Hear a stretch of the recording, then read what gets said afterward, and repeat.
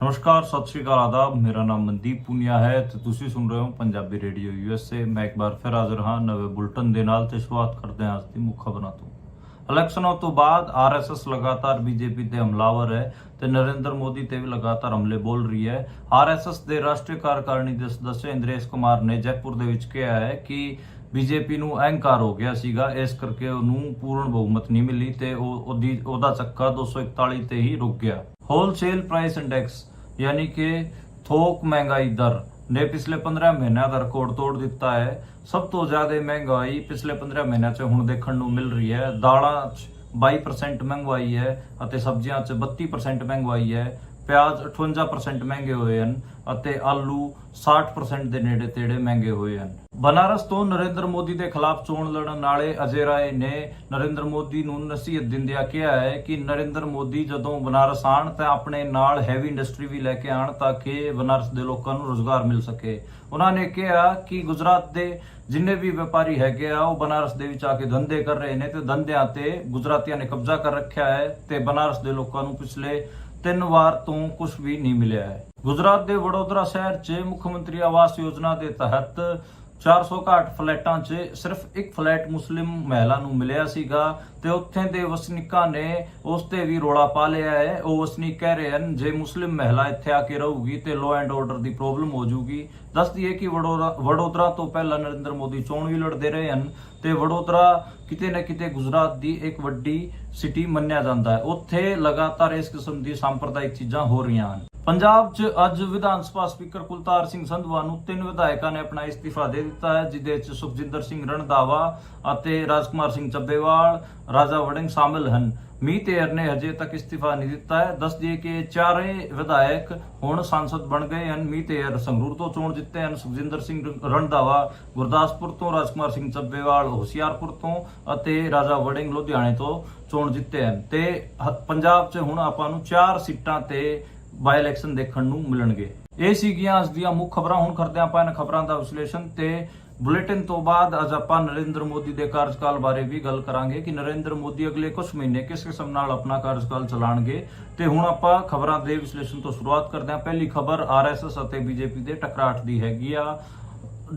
ਰਾਜਸਥਾਨ ਦੇ ਜੈਪੁਰ ਸ਼ਹਿਰ 'ਚ ਇੱਕ ਮੀਟਿੰਗ ਹੋ ਰਹੀ ਸੀ RSS ਦੀ। ਉੱਥੇ RSS ਦੇ ਰਾਸ਼ਟਰੀ ਕਾਰਜਕਾਰਨੀ ਦੇ ਸਦੱਸਿਆ ਇੰਦਰੇਸ਼ ਕੁਮਾਰ ਜਿਹੜੇ ਕਿ RSS ਦੇ ਇੱਕ ਵੱਡੇ ਆਗੂ ਹੈਗੇ ਆ, ਉਹਨਾਂ ਨੇ ਕਿਹਾ ਕਿ ਇਹਨਾਂ ਨੂੰ ਘਮੰਡ ਹੋ ਗਿਆ ਸੀਗਾ, ਇਸ ਕਰਕੇ ਇਹ ਸਿਰਫ 241 ਸੀਟਾਂ ਹੀ ਜਿੱਤ ਪਾਏ ਤੇ ਬਹੁਮਤ ਤੋਂ ਦੂਰ ਰਹੇ। ਉਹਨਾਂ ਨੇ BJP ਅਤੇ ਨਰਿੰਦਰ ਮੋਦੀ ਤੇ ਜਮ ਕੇ ਹਮਲਾ ਬੋਲਿਆ। ਦੱਸ ਦਈਏ ਕਿ ਇਸ ਤੋਂ ਪਹਿਲਾਂ ਜਿਹੜੇ RSS ਦੇ ਚੀਫ ਹੈਗੇ ਆ ਮੋਹਨ ਭਾਗਵਤ, ਉਹ ਵੀ ਇਹ ਕਹਿ ਚੁੱਕੇ ਨੇ ਕਿ ਜਿਹੜਾ ਸੇਵਕ ਹੁੰਦਾ ਹੈ ਉਹਦੇ 'ਚ ਅਹੰਕਾਰ ਨਹੀਂ ਹੋਣਾ ਚਾਹੀਦਾ। ਇਹਨਾਂ ਨੂੰ ਅਹੰਕਾਰ ਹੋ ਗਿਆ ਸੀਗਾ ਤੇ ਸੇਵਕ ਦੇ ਵਿੱਚ ਕਦੇ ਵੀ ਅਹੰਕਾਰ ਨਹੀਂ ਹੋਣਾ ਚਾਹੀਦਾ। ਤੇ ਜਿਹੜੀ RSS ਹੈ ਉਹ ਨਰਿੰਦਰ ਮੋਦੀ ਨੂੰ ਅਹੰਕਾਰੀ ਸਾਬਤ ਕਰਨ ਤੇ ਤੁਲੀ ਹੋਈ ਹੈ ਤੇ ਕਹਿ ਰਹੀ ਹੈ ਕਿ ਕਿਤੇ ਨਾ ਕਿਤੇ ਜਿਹੜਾ ਇਹ BJP ਨੂੰ ਬਹੁਮਤ ਨਹੀਂ ਮਿਲਿਆ ਉਹਦੇ 'ਚ ਜਿਹੜਾ BJP ਅਤੇ ਨਰਿੰਦਰ ਮੋਦੀ ਦਾ ਅਹੰਕਾਰ ਮੁੱਖ ਦੋਸ਼ੀ ਹੈਗਾ ਤੇ ਇਸ ਕਿਸਮ ਦਾ ਖਾਕਾ ਕਿਤੇ ਨਾ ਕਿਤੇ RSS ਲਗਾਤਾਰ ਖਿੱਚ ਰਹੀ ਹੈ ਤੇ ਜਿਹੜੀ RSS ਵਰਸਸ ਜਿਹੜੀ BJP ਹੈ ਉਹ ਆਪਾਂ ਨੂੰ ਚੀਜ਼ਾਂ ਹੁਣ ਦਿਖ ਰਹੀਆਂ ਨੇ। ਹਾਲਾਂਕਿ ਜਿਹੜੇ ਕਾਂਗਰਸ ਵਾਲੇ ਹੈਗੇ ਆ ਉਹ ਕਹਿ ਰਹੇ ਨੇ ਕਿ RSS ਨੂੰ ਅੱਜਕੱਲ BJP ਸੀਰੀਅਸ ਨਹੀਂ ਲੈ ਰਹੀ। ਪਵਨ ਖੇੜਾ ਇੱਕ ਪ੍ਰੈਸ ਕਾਨਫਰੰਸ ਕਰ ਰਹੇ ਸੀ ਕਾਂਗਰਸ ਦੇ ਆਗੂ, ਉਹਨਾਂ ਤੋਂ ਜਦੋਂ ਪੁੱਛਿਆ ਗਿਆ ਕਿ ਇੰਦਰੇਸ਼ ਕੁਮਾਰ ਹੋਰੀ, ਮੋਹਨ ਭਾਗਵਤ ਹੋਰੀ BJP ਵਾਲਿਆਂ ਤੇ ਹਮਲਾਵਰ ਨੇ, ਉਹਨਾਂ ਨੂੰ ਅਹੰਕਾਰੀ ਕਹਿ ਰਹੇ ਨੇ ਤੇ ਪਵਨ ਖੇੜਾ ਹੋਰਾਂ ਨੇ ਕਿਹਾ ਕਿ ਅੱਜਕੱਲ RSS ਨੂੰ BJP ਵਾਲੇ ਸੀਰੀਅਸ ਨਹੀਂ ਲੈਂਦੇ ਤੇ ਦੋਵਾਂ 'ਚ ਇੱਕ ਟਕਰਾਟ ਦੇਖਣ ਨੂੰ ਮਿਲ ਰਹੀ ਹੈ। ਮਹਾਰਾਸ਼ਟਰ ਦੇ ਵਿੱਚ ਵੀ ਆਪਾਂ ਨੂੰ ਇਹ ਦੇਖਣ ਨੂੰ ਮਿਲਿਆ ਕਿ ਜਿਹੜੇ ਆਰਗੇਨਾਈਜ਼ਰ ਮੈਗਜ਼ੀਨ RSS ਵਾਲਿਆਂ ਦੀ ਜਿਹੜੀ ਨਾਗਪੁਰ ਤੋਂ ਨਿਕਲਦੀ ਹੈਗੀ ਆ, ਉਸ 'ਚ ਵੀ ਲਗਾਤਾਰ ਜਿਹੜਾ ਮਹਾਰਾਸ਼ਟਰ 'ਚ ਇਹਨਾਂ ਦਾ ਅਲਾਈਅੰਸ ਸੀਗਾ ਏਕਨਾਥ ਸ਼ਿੰਦੇ ਹੋਰਾਂ ਨਾਲ, ਅਜੀਤ ਪਵਾਰ ਹੋਰਾਂ ਨਾਲ, ਉਹਦੇ ਖਿਲਾਫ ਲਗਾਤਾਰ ਆਰਗੇਨਾਈਜ਼ਰ 'ਚ ਵੀ ਲਿਖਿਆ ਗਿਆ। ਇਹਦੇ ਬਾਰੇ ਵੀ ਆਪਾਂ ਕਈ ਸਾਰੇ ਬੁਲੇਟਿਨਾਂ 'ਚ ਗੱਲ ਕਰ ਚੁੱਕੇ ਹਾਂ। ਉਸ ਤੋਂ ਜਿਹੜੀ ਅਗਲੀ ਖਬਰ ਦੀ ਗੱਲ ਕਰੀਏ ਉਹ ਹੈਗੀ ਹੈ ਮਹਿੰਗਾਈ ਦੀ। ਇੱਕ ਹੋਲਸੇਲ ਪ੍ਰਾਈਸ ਇੰਡੈਕਸ ਹੁੰਦਾ ਹੈ ਜਿਹਨੂੰ WPI ਵੀ ਕਹਿੰਦੇ ਆ ਹਿੰਦੀ 'ਚ ਜਾਂ ਫਿਰ ਪੰਜਾਬੀ 'ਚ ਆਪਾਂ ਨੂੰ ਥੋਕ ਮਹਿੰਗਾਈ ਦਰ ਕਹਿੰਦੇ ਆ। ਥੋਕ ਮਹਿੰਗਾਈ ਦਰ ਇੰਡੀਆ ਦੇ ਵਿੱਚ ਲਗਾਤਾਰ ਉਹਦੇ 'ਚ ਵਾਧਾ ਹੋ ਰਿਹਾ ਤੇ ਹੁਣ ਜੇ ਆਪਾਂ ਇਸ ਬੀਤੇ ਮਹੀਨੇ ਮਈ ਦੀ ਗੱਲ ਕਰੀਏ ਤੇ ਮਈ 'ਚ ਕਿਤੇ ਨਾ ਕਿਤੇ ਜਿਹੜੀ ਥੋਕ ਮਹਿੰਗਾਈ ਦਰ ਸੀਗੀ ਉਹ ਪਿਛਲੇ 15 ਮਹੀਨਿਆਂ ਤੋਂ ਸਭ ਤੋਂ ਜ਼ਿਆਦਾ ਸੀਗੇ। ਉਹਨੇ ਪਿਛਲੇ 15 ਮਹੀਨਿਆਂ ਦਾ ਰਿਕਾਰਡ ਤੋੜਿਆ। ਤੇ ਜੇ ਆਪਾਂ ਗੱਲ ਕਰੀਏ ਕਿ ਇਸ ਥੋਕ ਮਹਿੰਗਾਈ ਦਰ 'ਚ ਕਿਹੜੀਆਂ ਚੀਜ਼ਾਂ ਤੇ ਅਸਰ ਪਿਆ ਤੇ ਦਾਲਾਂ ਕਿਤੇ ਨਾ ਕਿਤੇ 22% ਮਹਿੰਗੀਆਂ ਹੋਈਆਂ, ਸਬਜ਼ੀਆਂ 33% ਮਹਿੰਗੀਆਂ ਹੋਈਆਂ ਸੀਗੀਆਂ ਤੇ ਜੇ ਆਪਾਂ ਪਾਰਟਿਕੂਲਰ ਸਬਜ਼ੀ ਦੀ ਗੱਲ ਕਰੀਏ ਜਿਵੇਂ ਆਲੂ ਹੈਗਾ ਉਹ 64% ਮਹਿੰਗਾ ਹੋਇਆ ਜੇ ਇਸ ਆਪਾਂ ਗੰਡਿਆਂ ਦੀ ਗੱਲ ਕਰੀਏ, ਪਿਆਜ਼ ਦੀ ਗੱਲ ਕਰੀਏ ਤੇ ਗੰਡੇ 58% ਮਹਿੰਗੇ ਹੋਏ। ਤੇ ਇੰਨੀ ਜ਼ਿਆਦਾ ਮਹਿੰਗਾਈ, ਖਾਦ ਮਹਿੰਗਾਈ, ਜਿਹੜੀ ਖਾਣ ਪੀਣ ਦੀ ਚੀਜ਼ਾਂ ਦੀ ਮਹਿੰਗਾਈ ਹੁਣ ਆਪਾਂ ਨੂੰ ਦੇਖਣ ਨੂੰ ਮਿਲ ਰਹੀ ਹੈ। ਜਿਹੜੇ ਪੈਕਡ ਆਈਟਮਸ ਵੀ ਹੁੰਦੇ ਫੂਡ ਦੇ, ਉਹਨਾਂ 'ਚ ਵੀ ਕਿਤੇ ਨਾ ਕਿਤੇ 10% ਦਾ ਵਾਧਾ ਆਪਾਂ ਨੂੰ ਦੇਖਣ ਨੂੰ ਮਿਲਿਆ। ਤੇ ਜਿਹੜੀ ਫੂਡ ਇਨਫਲੇਸ਼ਨ ਹੈ ਉਹ ਲਗਾਤਾਰ ਦੇਖਣ ਨੂੰ ਮਿਲਿਆ। ਇਹਦਾ ਅਸਰ ਕੀ ਪੈਂਦਾ, ਇਹਦੇ ਉੱਤੇ ਵੀ ਆਪਾਂ ਨੂੰ ਗੱਲ ਕਰਨੀ ਚਾਹੀਦੀ। ਜਿਹੜਾ ਗਰੀਬ ਬੰਦਾ ਹੁੰਦਾ ਨਾ, ਉਹਦੀ ਥਾਲੀ ਚੋਂ ਜਿਹੜਾ ਨਿਊਟ੍ਰੀਸ਼ਨ ਹੁੰਦਾ ਉਹ ਘੱਟ ਹੋ ਜਾਂਦਾ ਹੈ। ਜਿਵੇਂ ਗਰੀਬ ਬੰਦਾ ਮੰਨ ਲਓ 2.5 ਲੀਟਰ ਦੁੱਧ ਲੈ ਰਿਹਾ ਸੀਗਾ, ਤੇ ਜੇ 2 ਰੁਪਏ ਲੀਟਰ ਇਹਨਾਂ ਨੇ ਦੁੱਧ ਦੀ ਕੀਮਤਾਂ 'ਚ ਵਾਧਾ ਕੀਤਾ ਹੈ, ਤੇ ਉਹ ਕਿਤੇ ਨਾ ਕਿਤੇ 2.5 ਲੀਟਰ ਦੁੱਧ ਤੋਂ ਸਿੱਧਾ 1 ਲੀਟਰ ਤੇ ਆ ਜਾਊਗਾ, ਤੇ ਅੱਧਾ ਲੀਟਰ ਦੁੱਧ ਕਿਤੇ ਨਾ ਕਿਤੇ ਪੀਣਾ ਬੰਦ ਕਰ ਦੂਗਾ। ਤੇ ਇਸ ਹਿਸਾਬ ਨਾਲ ਉਹਦੀ ਥਾਲੀ 'ਚ ਅਸਰ ਪੈਂਦਾ। ਜਿਵੇਂ ਉਹ ਕਿਲੋ ਦਾਲ ਲੈ ਕੇ ਖਾ ਰਿਹਾ ਸੀਗਾ ਹਫਤੇ 'ਚ, ਤੇ ਹੁਣ ਉਹ ਜਦੋਂ 22% ਦਾਲਾਂ ਮਹਿੰਗੀਆਂ ਹੋਈਆਂ ਨੇ, ਤੇ ਕਿਤੇ ਨਾ ਕਿਤੇ ਉਹਦੀ ਥਾਲੀ ਤੇ ਵੀ ਅਸਰ ਪਊਗਾ, ਤੇ ਉਹ ਦਾਲਾਂ ਨੂੰ ਘਟਾ ਦੂਗਾ, ਤੇ ਉਹ 700 ਗ੍ਰਾਮ ਦਾਲ ਖਾਣ ਲੱਗ ਜਾਊਗਾ। ਸਬਜ਼ੀਆਂ 'ਚ ਕਟੌਤੀ ਕਰ ਦਊਗਾ, ਕਿਉਂਕਿ ਸਬਜ਼ੀਆਂ ਆਪਾਂ ਨੂੰ ਪਤਾ ਆਲੂ 64% ਮਹਿੰਗੇ ਹੋਏ ਨੇ, ਗੰਡੇ 58% ਮਹਿੰਗੇ ਹੋਏ ਨੇ, ਤੇ ਉਹ ਇਹਨਾਂ ਨੂੰ ਕਿਤੇ ਨਾ ਕਿਤੇ ਆਪਣੀ ਥਾਲੀ 'ਚ ਅੱਧਾ ਕਰ ਦਊਗਾ। ਇਸ ਕਰਕੇ ਜਿਹੜੀ ਥਾਲੀ 'ਚ ਜਿਹੜਾ ਪੋਸ਼ਣ ਹੁੰਦਾ, ਨਿਊਟ੍ਰੀਸ਼ਨ ਹੁੰਦਾ, ਉਹ ਗਰੀਬ ਦੀ ਥਾਲੀ ਤੇ ਹਮੇਸ਼ਾ ਕਮ ਹੋ ਜਾਂਦਾ ਹੈ। ਦੇਖੋ ਉਹਦੀ ਕਮਾਈ 'ਚ ਤਾਂ ਕੋਈ ਵਾਧਾ ਨਹੀਂ ਹੋ ਰਿਹਾ, ਉਹ ਦਿਹਾੜੀ ਕਰਕੇ ਖਾ ਰਿਹਾ, 400 ਰੁਪਈਆ ਉਹਨੂੰ ਦਿਹਾੜੀ ਮਿਲ ਰਹੀ ਹੈ, ਤੇ ਦਿਹਾੜੀ 'ਚ ਕੋਈ ਵਾਧਾ ਨਹੀਂ ਹੋ ਰਿਹਾ। ਤੇ ਜਿਹੜੀ ਫੂਡ ਕੀਮਤਾਂ ਹੈਗੀਆਂ, ਜਿਹੜੀ ਖਾਦ ਕੀਮਤਾਂ ਹੈਗੀਆਂ, ਉਹ ਲਗਾਤਾਰ ਵਧ ਰਹੀਆਂ ਨੇ। ਤੇ ਜਦੋਂ ਫੂਡ ਇਨਫਲੇਸ਼ਨ ਵੱਧਦਾ ਹੈਗਾ, ਫਿਰ ਗਰੀਬ ਦੀ ਥਾਲੀ ਤੇ ਅਸਰ ਪੈਂਦਾ ਹੈਗਾ। ਜਿਹੜਾ 5 ਕਿਲੋ ਅਨਾਜ ਵਾਲਾ ਪੂਰਾ ਮਾਮਲਾ ਹੈ, ਕਿਉਂ ਜਿਹੜੇ ਲੋਕ ਹੈਗੇ ਉਹ 5 ਕਿਲੋ ਅਨਾਜ ਜਿਹੜਾ ਸਰਕਾਰ ਦਿੰਦੀ ਹੈ ਉਹਦੇ ਕਰਕੇ ਵੋਟਾਂ ਪਾ ਜਾਂਦੇ ਨੇ, ਉਹਦਾ ਰੀਜ਼ਨ ਇਹ ਹੈ ਕਿ ਇੰਡੀਆ 'ਚ ਇੱਕ ਵੱਡੀ ਆਬਾਦੀ ਕਿਤੇ ਨਾ ਕਿਤੇ ਦਿਹਾੜੀਦਾਰ ਬੰਦਿਆਂ ਦੀ ਹੈਗੀ ਆ, ਕਾਮੇ ਬੰਦਿਆਂ ਦੀ ਹੈਗੀ ਆ, ਜਿਹੜੇ ਹਰ ਰੋਜ਼ ਆਪਣੇ 10 ਦੀ ਕਮਾਈ ਕਿਰਤ ਕਰਕੇ ਖਾਂਦੇ ਹੈਗੇ ਆ। ਇਸ ਕਰਕੇ ਜਦੋਂ ਇਹ ਲਗਾਤਾਰ ਮਹਿੰਗਾਈ ਨੂੰ ਵਧਾਉਂਦੇ ਹੈਗੇ, ਸਰਕਾਰ ਦੇ ਇਹ ਨਿਕੰਮੇ ਕਾਰਨਾਂ ਕਰਕੇ ਹੀ ਵੱਧਦੀ ਹੈਗੀ, ਆਪਾਂ ਨੂੰ ਪਤਾ ਹੈ, ਤੇ ਕਿਤੇ ਨਾ ਕਿਤੇ ਉਹਨਾਂ ਦੀ ਥਾਲੀ ਤੇ ਅਸਰ ਪੈਂਦਾ ਹੈ। ਤੇ ਇਸ ਕਰਕੇ ਜਿਹੜਾ ਫੂਡ ਇਨਫਲੇਸ਼ਨ ਹੈ ਉਹ ਇੰਡੀਆ 'ਚ ਲਗਾਤਾਰ ਵੱਧ ਰਿਹਾ ਹੈ, ਤੇ ਉਹਦਾ ਅਸਰ ਗਰੀਬਾਂ ਦੀ ਥਾਲੀ ਤੇ ਪੈ ਰਿਹਾ ਹੈ। ਹੁਣ ਤੁਸੀਂ ਸਿਲੰਡਰ ਦਾ ਲੈ ਲਓ, ਪਹਿਲਾਂ ਸਿਲੰਡਰ 400 ਰੁਪਏ ਦਾ ਹੁੰਦਾ ਸੀਗਾ ਇੰਡੀਆ ਦੇ ਵਿੱਚ, LPG ਸਿਲੰਡਰ। ਤੇ ਜੇ ਬੰਦਾ ਇੱਕ ਦਿਨ ਆਪਣੀ ਆਪਾਂ ਕਹੀਏ ਕਿ ਇੱਕ ਦਿਨ ਦੀ ਦਿਹਾੜੀ ਜਿਹਨੂੰ 400 ਰੁਪਏ ਮਿਲ ਰਹੀ ਸੀ, ਤੇ ਇੱਕ ਦਿਨ ਦੀ ਦਿਹਾੜੀ ਦੇ ਅੰਦਰ ਉਹ ਇੱਕ ਸਿਲੰਡਰ ਖਰੀਦ ਲੈਂਦਾ ਸੀਗਾ। ਹੁਣ 1100 ਰੁਪਏ ਦਾ ਹੋ ਰੱਖਿਆ, ਤੇ ਉਹਨੂੰ ਇੱਕ ਸਿਲੰਡਰ ਖਰੀਦਣ ਵਾਸਤੇ 3 ਦਿਨ ਦਿਹਾੜੀ ਕਰਨੀ ਪਊਗੀ, ਤਾਂ ਉਹ ਇੱਕ ਸਿਲੰਡਰ ਖਰੀਦ ਪਾਊਗਾ। ਤੇ ਇਹ ਮੋਟਾ ਕੈਲਕੂਲੇਸ਼ਨ ਮੈਂ ਤੁਹਾਨੂੰ ਦੱਸ ਰਿਹਾ। ਜਿਵੇਂ ਦਾਲਾਂ ਸੀਗੀਆਂ ਪਹਿਲਾਂ 40-50 ਰੁਪਏ ਕਿਲੋ ਸੀਗੀਆਂ, ਹੁਣ 100-120 150 ਰੁਪਏ ਕਿਲੋ ਤੱਕ ਦਾਲਾਂ ਮਿਲ ਰਹੀਆਂ ਹਨ। ਤੇ ਉਹਨੂੰ ਕਿੰਨਾ ਦਿੱਕਤ ਹੋ ਰਿਹਾ। ਉਹਦੀ ਦਿਨ ਦੀ ਜੇ ਆਪਾਂ ਗੱਲ ਕਰੀਏ 1/3 ਜਿਹੜੀ ਦਿਹਾੜੀ ਹੈਗੀ ਆ, ਉਹ ਤਾਂ ਕਿਤੇ ਨਾ ਕਿਤੇ ਦਾਲ ਖਰੀਦਣ 'ਚ ਹੀ ਜਿਹੜਾ ਖਾਣਾ ਖਰੀਦਣ 'ਚ ਹੀ ਲੱਗ ਜਾਂਦੀ ਹੈ।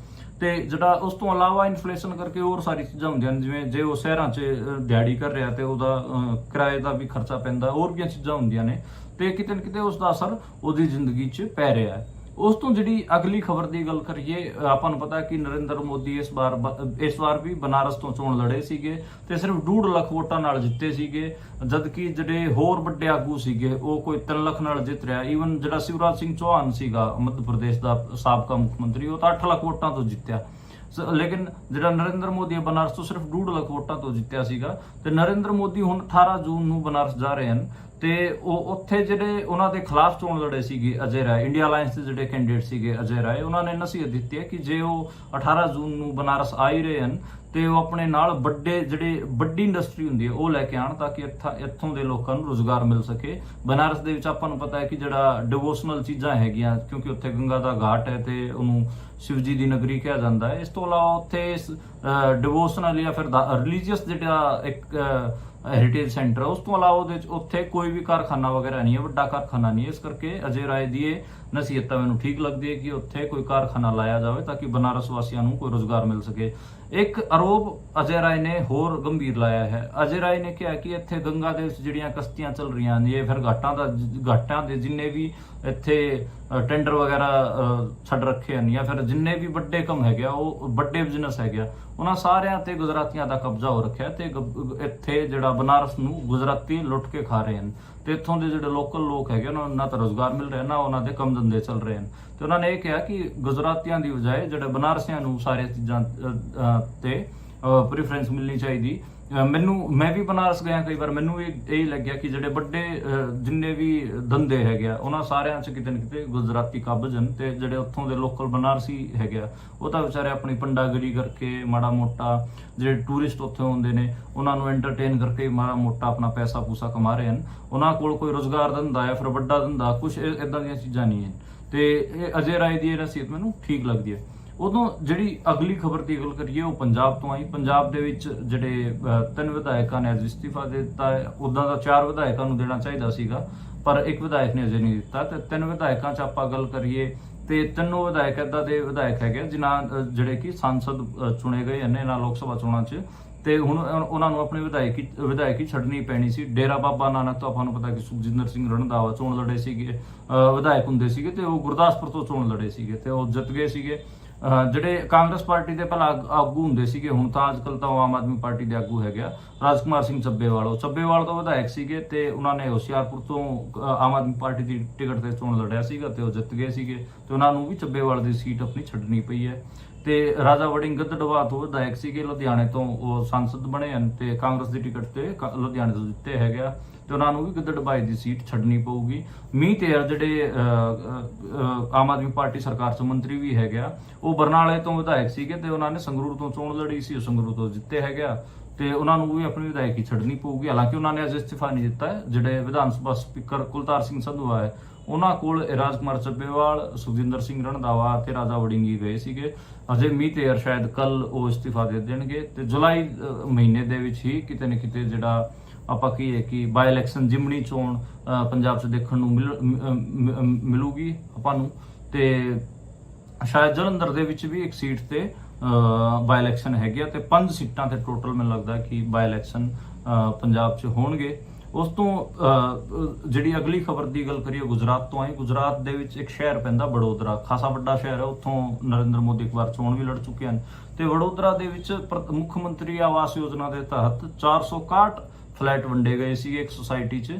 ਉਹਦੇ ਵਿੱਚ ਸਿਰਫ ਇੱਕ ਫਲੈਟ ਮੁਸਲਿਮ ਮਹਿਲਾ ਨੂੰ ਮਿਲਿਆ ਸੀਗਾ, ਤੇ ਉਹਦੇ ਖਿਲਾਫ ਉੱਥੇ ਜਿੰਨੇ ਵੀ ਬਾਕੀ ਦੇ ਹਿੰਦੂ ਸੀਗੇ ਉਹ ਖਿਲਾਫ ਹੋ ਗਏ ਕਿ ਇਸ ਨੂੰ ਇੱਥੇ ਅਸੀਂ ਨਹੀਂ ਰਹਿਣ ਦੇਵਾਂਗੇ, ਜੇ ਇੱਥੇ ਕੋਈ ਮੁਸਲਿਮ ਰਹੂਗਾ ਤੇ ਸਾਨੂੰ ਲੋ ਐਂਡ ਆਰਡਰ ਦੀ ਦਿੱਕਤ ਆਊਗੀ। ਉਹ ਮਹਿਲਾ ਵਿਚਾਰੀ ਕੀ ਪ੍ਰੋਬਲਮ ਕ੍ਰੀਏਟ ਕਰੂਗੀ ਲੋ ਐਂਡ ਆਰਡਰ ਦਾ। ਇਹ ਦੇਖੋ ਕਮਿਊਨਲਾਈਜੇਸ਼ਨ ਹੈਗਾ, ਯਾਨੀ ਕਿ ਸੰਪਰਦਾਇਕਤਾ ਹੈਗੀ, ਫਿਰਕਾਪ੍ਰਸਤੀ ਹੈਗੀ ਆ, ਕਿ ਜਿਹੜੇ ਗੁਜਰਾਤ ਦੇ ਹਿੰਦੂ ਮਾਈਂਡ ਹੈਗੇ ਆ ਉਹ ਕਿਸੇ ਵੀ ਮੁਸਲਮਾਨ ਨੂੰ ਆਪਣੇ ਨਾਲ ਵਸਾ ਕੇ ਰਾਜੀ ਨਹੀਂ।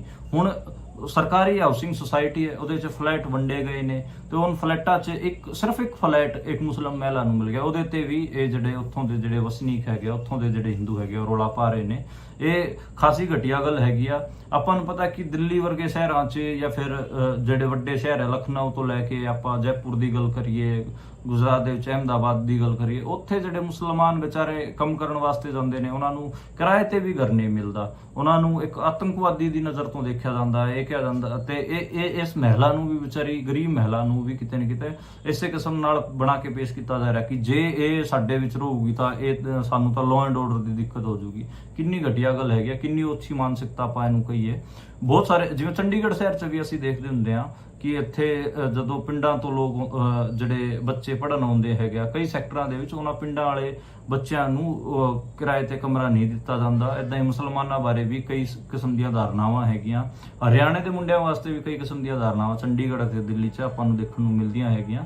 ਤੇ ਕਿਤੇ ਨਾ ਕਿਤੇ ਇਹ ਜਿਹੜਾ ਸਟੀਰੀਓਟਾਈਪਿੰਗ ਆਪਾਂ ਇਹਨੂੰ ਕਹੀਏ ਜਾਂ ਫਿਰ ਇਹ ਕਹੀਏ ਜਿਹੜੀ ਫਿਰਕਾਪ੍ਰਸਤੀ ਹੈ, ਜਿਹੜੇ ਮੁਸਲਮਾਨਾਂ ਪ੍ਰਤੀ ਇੰਨੀ ਨਫ਼ਰਤ ਹੈਗੀ ਆ ਹਿੰਦੂਆਂ 'ਚ, ਸੈਂਟਰਲ ਇੰਡੀਆ ਦੇ ਖਾਸ ਕਰ ਜਿਹਦੇ 'ਚ ਆਪਾਂ ਹਿੰਦੀ ਪੱਟੀ ਦੇ ਸੂਬਿਆਂ ਦੀ ਗੱਲ ਕਰੀਏ, ਗੁਜਰਾਤ ਤੋਂ ਲੈ ਕੇ ਉੱਤਰ ਪ੍ਰਦੇਸ਼, ਮੱਧ ਪ੍ਰਦੇਸ਼, ਛੱਤੀਸਗੜ੍ਹ, ਇੱਥੇ ਆਪਾਂ ਨੂੰ ਜ਼ਿਆਦਾ ਦੇਖਣ ਨੂੰ ਮਿਲਦੀ ਹੈਗੀ ਆ। ਤੇ ਇਸ ਕਰਕੇ ਇਹ ਗਲਤ ਹੈਗਾ। ਇਹਦੇ ਤੇ ਇਸ ਮੁੱਦੇ ਤੇ, ਵਡੋਦਰਾ ਵਾਲੇ ਮੁੱਦੇ ਤੇ ਇੰਡੀਅਨ ਐਕਸਪ੍ਰੈਸ 'ਚ ਇੱਕ ਰਿਪੋਰਟ ਵੀ ਛਪੀ ਹੈ। ਅੱਜ ਬਹੁਤ ਸਾਰੇ ਟਵਿੱਟਰ ਅਕਾਊਂਟਾਂ ਨੇ ਇਹਦੇ ਤੇ ਲਿਖਿਆ ਕਿ ਕਿਵੇਂ ਇੱਕ ਮੁਸਲਿਮ ਮਹਿਲਾ ਨੂੰ ਜਿਹੜੇ ਉੱਥੋਂ ਦੇ ਹਿੰਦੂ ਵਸਨੀਕ ਹੈਗੇ ਆ ਉਹ ਆਪਣੇ ਵਿਚਕਾਰ ਰਹਿਣ ਵੀ ਨਹੀਂ ਦੇਣਾ ਚਾਹੁੰਦੇ, ਤੇ ਉਹਨੂੰ ਕਿਵੇਂ ਇੱਕ ਆਤੰਕਵਾਦੀ ਬਣਾ ਕੇ ਪੇਸ਼ ਕਰ ਰਹੇ ਨੇ। ਤੇ ਇੱਕ ਸ਼ਰਮਨਾਕ ਗੱਲ ਹੈਗੀ ਆ। ਇੰਡੀਆ ਆਪਣੇ ਆਪ ਨੂੰ ਸੈਕੂਲਰ ਮੁਲਕ ਕਹਿੰਦਾ ਹੈਗਾ, ਤੇ ਮੈਨੂੰ ਲੱਗਦਾ ਕਿ ਸਰਕਾਰ ਨੂੰ ਇਹਦੇ 'ਚ ਇੰਟਰਫੇਅਰ ਕਰਕੇ ਉਸ ਮਹਿਲਾ ਨੂੰ ਉਹਦੇ ਫਲੈਟ ਦਾ ਕਬਜ਼ਾ ਦਿਵਾਉਣਾ ਚਾਹੀਦਾ ਤੇ ਉਹਨੂੰ ਉੱਥੇ ਇੱਜ਼ਤ ਨਾਲ ਰਹਿਣ ਦੀ ਇਜਾਜ਼ਤ ਮਿਲਣੀ ਚਾਹੀਦੀ। ਉਸ ਤੋਂ ਜਿਹੜੀ ਅਗਲੀ ਖਬਰ ਦੀ ਗੱਲ ਕਰੀਏ, ਮਤਲਬ ਖਬਰਾਂ ਤਾਂ ਪੂਰੀਆਂ ਹੋ ਹੀ ਗਈਆਂ ਹੈਗੀਆਂ। ਆਪਾਂ ਜੇ ਇਸ ਬੁਲੇਟਿਨ ਤੋਂ ਬਾਅਦ ਮੈਂ ਕਿਹਾ ਸੀਗਾ ਕਿ ਆਪਾਂ ਨਰਿੰਦਰ ਮੋਦੀ ਦਾ ਕਾਰਜਕਾਲ ਹੁਣ ਅਗਲੇ ਕੁਝ ਮਹੀਨੇ ਕਿਸ ਕਿਸਮ ਦਾ ਰਹੂਗਾ, ਇਹਦਾ ਵਿਸ਼ਲੇਸ਼ਣ ਵੀ ਅੱਜ ਆਪਾਂ ਨੇ ਕਰਨਾ ਸੀਗਾ ਤੇ ਅੱਜ ਉਹਦੀ ਸ਼ੁਰੂਆਤ ਕਰਦੇ ਹਾਂ। ਦੇਖੋ, ਇਸ ਵਾਰ ਪਿਛਲੇ ਨਰਿੰਦਰ ਮੋਦੀ ਦਾ ਜੇ ਆਪਾਂ ਨੂੰ ਕੈਰੀਅਰ ਟਰੈਕ ਕਰਨਾ ਹੈਗਾ ਤੇ ਆਪਾਂ ਇੱਕ ਉਹਦਾ 90 ਦਾ ਦਸ਼ਕ ਹੈਗਾ, ਜਿਹਦੇ 'ਚ ਉਹ ਕੋਈ ਵੀ ਐਮਐਲਏ ਵਗੈਰਾ ਨਹੀਂ ਸੀ, ਕੁਝ ਨਹੀਂ ਸੀ, ਸਿਰਫ ਆਰਐਸਐਸ ਦਾ ਪ੍ਰਚਾਰਕ ਹੁੰਦਾ ਸੀਗਾ। ਉਹ ਹਰਿਆਣੇ ਵੀ ਰਹਿ ਕੇ ਗਿਆ, ਪੰਜਾਬ ਵੀ ਰਹਿ ਕੇ ਗਿਆ, ਬਹੁਤ ਸਾਰੀਆਂ ਥਾਵਾਂ ਤੇ ਫਿਰ ਕੇ ਗਿਆ ਹੈਗਾ। ਤੇ ਜਦੋਂ 21ਵੀਂ ਸਦੀ ਸ਼ੁਰੂ ਹੁੰਦੀ ਹੈ, ਯਾਨੀ ਕਿ ਸਨ 2000 ਤੋਂ ਹੀ ਉਹ ਕਿਤੇ ਨਾ ਕਿਤੇ ਸਟੇਟਸਮੈਨ ਬਣ ਕੇ ਉੱਭਰਦਾ ਹੈਗਾ। ਗੁਜਰਾਤ ਸੂਬੇ ਦਾ ਸੀਐਮ ਬਣਦਾ ਹੈਗਾ। 2002 ਚ ਉਹਦਾ ਗੁਜਰਾਤ ਦੰਗਿਆਂ 'ਚ ਨਾਂ ਆਉਂਦਾ ਹੈਗਾ। ਉਸ ਤੋਂ ਬਾਅਦ ਲਗਾਤਾਰ 2014 ਤੱਕ ਉਹ ਗੁਜਰਾਤ ਦਾ ਸੀਐਮ ਰਹਿੰਦਾ ਹੈ। 14 ਸਾਲ ਉਹ ਸੀਐਮ ਰਿਹਾ ਤੇ ਉਹਦੀ ਸਰਕਾਰ ਕਦੇ ਵੀ ਅਲਪਮਤ 'ਚ ਨਹੀਂ ਆਈ, ਯਾਨੀ ਕਿ ਉਹਨੂੰ ਕਦੇ ਵੀ ਵਿਧਾਇਕਾਂ ਦਾ ਘਾਟਾ ਨਹੀਂ ਪਿਆ, ਹਮੇਸ਼ਾ ਉਹ ਮੈਜੋਰਿਟੀ ਨਾਲ ਜਿੱਤ ਕੇ ਆਇਆ। ਤੇ 2014 ਚ ਜਦੋਂ ਉਹਨੇ ਚੋਣ ਲੜੀ, ਉਦੋਂ ਵੀ ਕਿਤੇ ਨਾ ਕਿਤੇ ਬੀਜੇਪੀ ਨੇ 282 ਸੀਟਾਂ ਜਿੱਤੀਆਂ ਸੈਂਟਰ 'ਚ, ਤੇ ਉਦੋਂ ਵੀ ਉਹਨੂੰ ਐਨਡੀਏ ਦਾ ਸਹਾਰਾ ਲੈਣਾ ਨਹੀਂ ਪਿਆ ਆਪਣੀ ਸਰਕਾਰ ਚਲਾਉਣ ਵਾਸਤੇ, ਤੇ ਇੱਕ ਫੁੱਲ ਮੈਜੋਰਿਟੀ ਸਰਕਾਰ ਸੀਗੀ। 2019 ਚ ਉਹਦੀ ਸੀਟਾਂ 'ਚ ਵਾਧਾ ਹੋਇਆ ਤੇ ਉਹ 282 ਦੀ ਥਾਂ ਤੇ 303 ਸੀਟਾਂ ਜਿੱਤ ਕੇ ਆਇਆ। ਤੇ ਉਸ ਟਾਈਮ ਵੀ ਕਿਤੇ ਨਾ ਕਿਤੇ ਐਨਡੀਏ ਦਾ ਸਹਾਰਾ ਨਹੀਂ ਲੈਣਾ ਪਿਆ। ਹੁਣ ਜਦੋਂ 2024 ਚ ਇਲੈਕਸ਼ਨ ਹੋਏ, ਉਹਦੇ ਚ ਉਹਦੀਆਂ ਸਿੱਧੀਆਂ 303 ਤੋਂ 241 ਸੀਟਾਂ ਆਈਆਂ ਤੇ ਕਿਤੇ ਨਾ ਕਿਤੇ ਆਪਾਂ ਨੂੰ ਦੇਖਣ ਨੂੰ ਮਿਲਿਆ ਕਿ 62 ਸੀਟਾਂ ਦਾ ਉਹਨੂੰ ਨੁਕਸਾਨ ਹੋਇਆ। ਤਾਂ ਇਸ ਵਾਰ ਉਹ ਫੁੱਲ ਮੈਜੋਰਿਟੀ ਚ ਨਹੀਂ ਹੈ ਤੇ ਉਹਨੂੰ ਆਪਣੀ ਸਰਕਾਰ ਚਲਾਉਣ ਵਾਸਤੇ ਐਨਡੀਏ ਦਾ ਸਹਾਰਾ ਲੈਣਾ ਪੈ ਰਿਹਾ। ਉਹਦੇ ਚ ਨਿਤੀਸ਼ ਕੁਮਾਰ ਵੀ ਹੈਗਾ, ਚੰਦਰਬਾਬੂ ਨਾਇਡੂ ਵੀ ਹੈਗਾ, ਜੈਨ ਚੌਧਰੀ ਵੀ ਹੈਗਾ, ਤੇ ਜਿਹੜੇ ਸ਼ਿਵ ਸੈਨਾ ਏਕਨਾਥ ਸ਼ਿੰਦੇ ਵਾਲਾ ਗੁੱਟ ਹੈਗਾ, ਅਜੀਤ ਪਵਾਰ ਵਾਲਾ ਗੁੱਟ ਹੈਗਾ, ਤੇ ਸਾਰੇ ਚਿਰਾਗ ਪਾਸਵਾਨ ਹੈਗਾ, ਤੇ ਇਹ ਸਾਰੇ ਮਿਲ ਕੇ ਹੁਣ ਸਰਕਾਰ ਚਲਾ ਰਹੇ ਹਨ। ਤੇ ਇਹ ਦੇਖਣਾ ਹੋਊਗਾ ਕਿ ਤੇ ਨਰਿੰਦਰ ਮੋਦੀ ਦੇ ਯਾਨੀ ਕਿ ਕੈਰੀਅਰ 'ਚ 24 ਸਾਲ ਦੇ ਪੋਲੀਟੀਕਲ ਕੈਰੀਅਰ 'ਚ ਇਹ ਪਹਿਲੀ ਵਾਰ ਹੋ ਰਿਹਾ ਹੈ ਕਿ ਉਹਨੂੰ ਜਿਹੜੀ ਸਰਕਾਰ ਹੈ ਉਹ ਗਠਬੰਧਨ ਦੀ ਸਰਕਾਰ ਚਲਾਣੀ ਪੈ ਰਹੀ ਹੈ ਬਜਾਏ ਕਿ ਫੁੱਲ ਮੈਜੋਰਿਟੀ ਵਾਲੀ ਸਰਕਾਰ। ਤੇ ਉਹਦੇ ਅੱਗੇ ਚੈਲੰਜ ਹੈਗਾ। ਜੇ ਆਪਾਂ ਗੱਲ ਕਰੀਏ ਬੀਜੇਪੀ 'ਚ ਪਹਿਲਾਂ ਕਿਹੜਾ ਵੱਡਾ ਆਦਮੀ ਰਿਹਾ ਜਿਹਨੇ ਗਠਬੰਧਨ ਦੀ ਸਰਕਾਰ ਚਲਾਈ, ਉਹਦਾ ਆਪਾਂ ਆਪਣੇ ਸਾਹਮਣੇ ਅਟਲ ਬਿਹਾਰੀ ਵਾਜਪੇਈ ਦਾ ਨਾਮ ਉੱਭਰ ਕੇ ਸਾਹਮਣੇ ਹੁੰਦਾ, ਜਿਹਨੇ ਐਨਡੀਏ ਦੀ ਸਰਕਾਰ ਚਲਾਈ ਹੈਗੀ ਆ। ਉਸ ਟਾਈਮ ਬੀਜੇਪੀ ਕਲੀਅਰ ਮੈਜੋਰਿਟੀ 'ਚ ਨਹੀਂ ਆਈ ਸੀਗੀ ਤੇ ਸਾਲ 2004 ਤੱਕ ਉਹ ਮੁਲਕ ਦੇ ਪ੍ਰਧਾਨ ਮੰਤਰੀ ਰਹੇ ਤੇ ਐਨਡੀਏ ਦੀ ਸਰਕਾਰ ਸੀਗੀ। 1999 ਤੋਂ ਹੀ ਉਹ ਕਿਤੇ ਨਾ ਕਿਤੇ ਇੱਕ ਸੀਨ 'ਚ ਆ ਗਏ ਸੀ ਕਿ ਫਿਰ ਕਾਰਗਿਲ ਦਾ ਯੁੱਧ ਹੋਇਆ। ਯੁੱਧ ਤੋਂ ਬਾਅਦ 1999 ਚ ਕਾਰਗਿਲ ਦੀ ਜੰਗ ਤੋਂ ਬਾਅਦ ਇਲੈਕਸ਼ਨ ਹੋਏ, ਉਦੋਂ ਬੀਜੇਪੀ ਨੂੰ ਠੀਕ ਠਾਕ ਸੀਟਾਂ ਮਿਲੀਆਂ ਸੀਗੀਆਂ ਤੇ ਐਨਡੀਏ ਨੇ ਸਰਕਾਰ ਬਣਾਈ।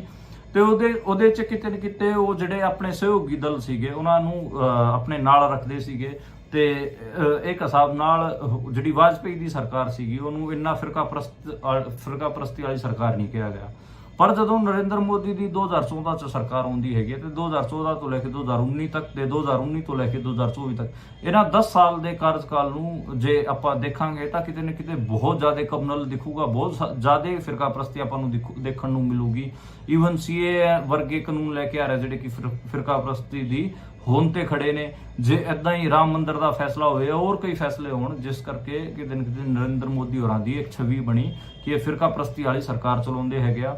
ਤੇ ਨਰਿੰਦਰ ਮੋਦੀ ਹੁਣ 2024 ਚ ਕਿਤੇ ਨਾ ਕਿਤੇ ਉਹਦੇ ਸਾਹਮਣੇ ਚੈਲੰਜ ਹੈ ਕਿ ਉਹਦੇ ਕੋਲ ਜਿਹੜੇ ਉਹਦੇ ਨਾਲ ਐਨਡੀਏ ਚ ਜਿਹੜੀ ਫੋਰਸਿਸ ਦਾ ਉਹਨੂੰ ਸਾਰਾ ਲੈਣਾ ਪੈ ਰਿਹਾ ਹੈ, ਉਹ ਸਾਰੀਆਂ ਸੈਕੂਲਰ ਫੋਰਸਿਸ ਹੈਗੀਆਂ। ਚੰਦਰਬਾਬੂ ਨਾਇਡੂ ਟੀਡੀਪੀ ਪਾਰਟੀ, ਉਹਨੇ ਤਾਂ ਈਵਨ ਆਪਣੇ ਮਾਈਨੋਰਿਟੀਜ਼ ਦਾ ਇੱਕ ਮੰਤਰੀ ਵੀ ਬਣਾਇਆ ਹੈਗਾ ਆਂਧਰ ਪ੍ਰਦੇਸ਼ ਸਰਕਾਰ ਚ। ਤੇ ਉਹਨਾਂ ਦੇ ਮੈਨੀਫੈਸਟੋ ਚ ਮੁਸਲਮਾਨਾਂ ਵਾਸਤੇ ਤਾਂ ਸਪੈਸ਼ਲ ਪ੍ਰੋਵੀਜ਼ਨ ਵੀ ਸੀਗੇ। ਨਿਤੀਸ਼ ਕੁਮਾਰ ਵੀ ਇੱਕ ਸੈਕੂਲਰ ਕ੍ਰੈਡੈਂਸ਼ੀਅਲ ਵਾਲਾ ਆਗੂ ਹੈਗਾ ਤੇ ਕਿਤੇ ਨਾ ਕਿਤੇ ਜੇ ਇਹਨਾਂ ਦਾ ਸਾਥ ਚਾਹੀਦਾ ਹੈਗਾ ਤਾਂ ਇਹ ਖੁੱਲ੍ਹੇਆਮ ਫਿਰਕਾ ਪ੍ਰਸਤੀ ਨਹੀਂ ਕਰ ਪਾਉਣਗੇ, ਖੁੱਲ੍ਹੇਆਮ ਮੁਸਲਮਾਨਾਂ ਨੂੰ, ਸਿੱਖਾਂ ਨੂੰ ਟਾਰਗੇਟ ਨਹੀਂ ਕਰ ਪਾਉਣਗੇ। ਤੇ ਨਰਿੰਦਰ ਮੋਦੀ ਅਗਲੇ ਕੁਝ ਮਹੀਨੇ ਇਹ ਦਿਖਾਉਣ ਦੀ ਕੋਸ਼ਿਸ਼ ਕਰੂਗਾ ਕਿ ਉਹ ਹਜੇ ਉਹ ਇੰਨਾ ਕਮਜ਼ੋਰ ਨਹੀਂ ਹੋਇਆ, ਉਹ ਪੂਰਾ ਸਟਰੋਂਗ ਹੈਗਾ ਤੇ ਉਹ ਸਾਰੀ ਤਾਕਤ ਉਹਦੇ ਆਲੇ ਦੁਆਲੇ ਹੈਗੀ ਆ। ਤੇ ਇਸ ਕਰਕੇ ਉਹ ਨਈ ਕਿਸਮ ਦੀਆਂ ਘੋਸ਼ਣਾਵਾਂ ਵੀ ਕਰੂਗਾ, ਨਏ ਕਿਸਮ ਦੇ ਵਿਦੇਸ਼ੀ ਦੌਰੇ ਵੀ ਕਰੂਗਾ। ਤੇ ਜਿਹੜੇ ਉਹਦੀ ਗੋਦੀ ਮੀਡੀਆ ਹੈ ਉਹਨੂੰ ਕਹੂਗਾ ਕਿ ਮੈਨੂੰ ਥੋੜਾ ਵੱਧ ਪ੍ਰੋਜੈਕਟ ਕਰੋ। ਜੇ ਮੈਂ ਬਾਹਰ ਵਿਦੇਸ਼ਾਂ 'ਚ ਜਾ ਰਿਹਾ ਹਾਂ ਤਾਂ ਮੈਨੂੰ ਇਹ ਤਾਂ ਦਿਖਾਓ ਕਿ ਵਿਦੇਸ਼ਾਂ 'ਚ ਮੇਰਾ ਡੰਕਾ ਵੱਜ ਰਿਹਾ ਹੈ।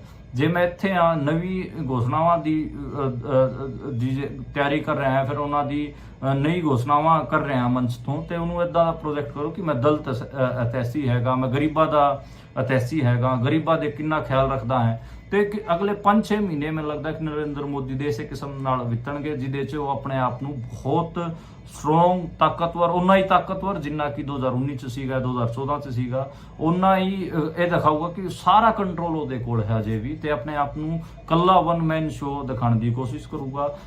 ਤੇ ਜੇ ਉਹ ਮਾਈਨੋਰਿਟੀਜ਼ ਨੂੰ ਤੰਗ ਕਰਨ ਵੱਲ ਵਧਿਆ ਤੇ ਵਨ ਮੈਨ ਸ਼ੋ ਵਾਲੇ ਪਾਸੇ ਵਧਿਆ ਤਾਂ ਉਹਨੂੰ ਐਨਡੀਏ 'ਚ ਕਿਤੇ ਨਾ ਕਿਤੇ ਖਤਰਾ ਹੋਊਗਾ। ਨਿਤੀਸ਼ ਕੁਮਾਰ ਤੇ ਚੰਦਰਬਾਬੂ ਨਾਇਡੂ ਹੋਰੀ ਭੱਜ ਸਕਦੇ ਹਨ।